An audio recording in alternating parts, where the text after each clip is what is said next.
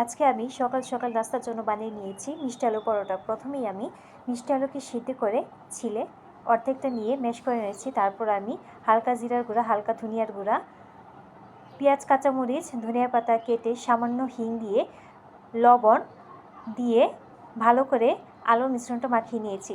তারপর আমি 1 কাপ লাল আটা নিয়ে নিয়েছি, পরিমাণ মতো পানি আর লবণ দিয়ে নরম নরম একটা আটার ডো তৈরি করে নিয়েছি। এবার আমি এখানে হালকা রুটিটা বেলে তারপর আমি আলুর মিশ্রণটা দিয়ে ভালো করে মুখটা আটকিয়ে বেলে নিব, যাতে করে ভিতরের আলুটা যেন না বের হয়ে যায়।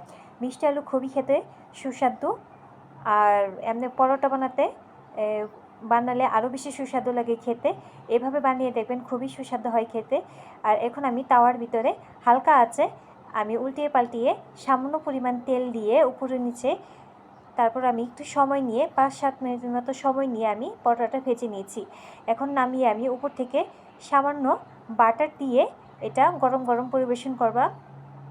আর এই তো খুবই টেস্টি হয়েছে খেতে, আপনারা বাড়িতে অবশ্যই ট্রাই করবেন।